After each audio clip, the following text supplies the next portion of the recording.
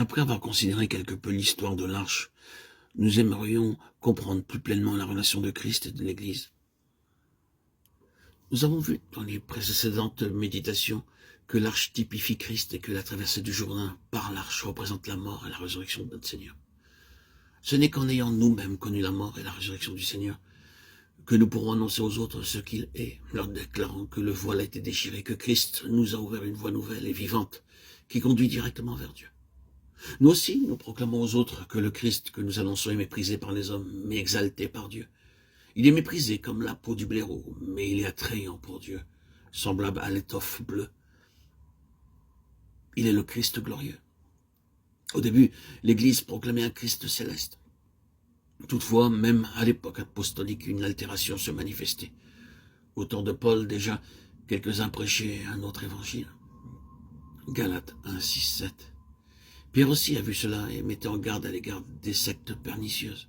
De Pierre 2, 1, 3. Jean également exhortait les croyants à veiller à cause du séducteur et de l'antichrist. De Jean 7.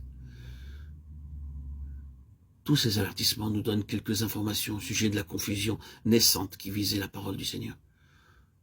Peu de temps après son avènement, en tant qu'empereur romain, Constantin fit du christianisme la religion d'État. L'évêque de Rome devint plus tard le chef perpétuel de tout le système catholique. Le nom de Christ, qui aurait dû être le privilège exclusif de l'Église, fut, à cause de cela, galvaudé par les gens du dehors. Une telle situation ne peut même pas être comparée à celle qui existait autrefois au temps de l'arche. L'arche, qui à l'origine se trouvait à Shiloh, se retrouva chez les Philistins.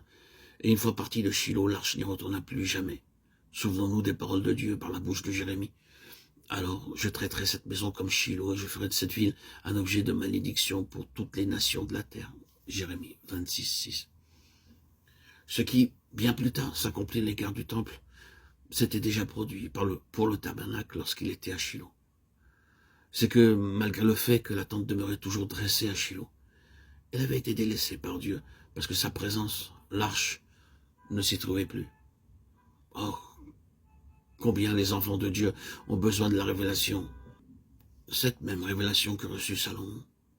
Le Seigneur lui était apparu et lui avait ouvert les yeux pour qu'il puisse voir la valeur de l'arche et la vanité de la tente sans l'arche. La conséquence de cela fut qu'il se produisit un grand changement dans sa vie. Posons-nous cette question, que désirons-nous, l'arche de Dieu ou bien la tente sans l'arche? Choisirons-nous un Christ religieux, mais sans sa personne même? Examinons bien, honorons-nous le Seigneur comme le centre ou bien comme la tente de Shiloh dans l'arche? Les gens attachent toujours beaucoup d'importance à la tente de Shiloh et s'agrippent avec ténacité à elle. Ils prétendent qu'étant devenu le temple saint, ils le demeureront pour toujours.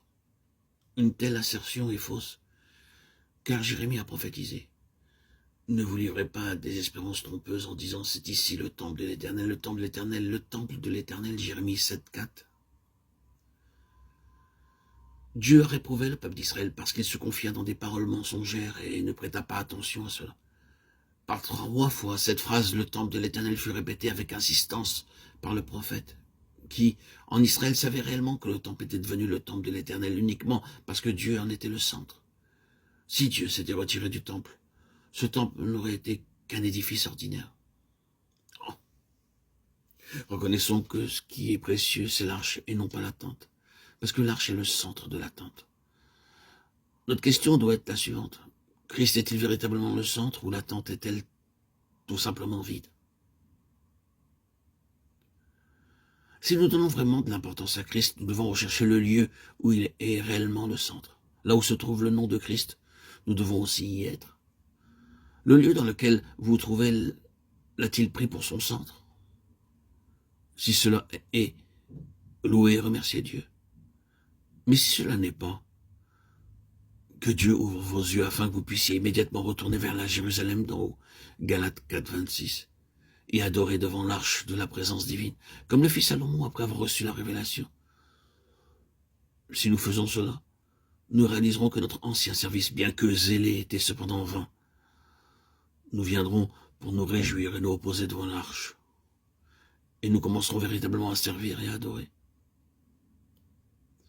Puissions-nous tous avoir la révélation de la valeur du Seigneur, faisant de lui le trésor et le centre lui offrant l'holocauste de la consécration, afin de vivre pour lui et pour sa seule satisfaction.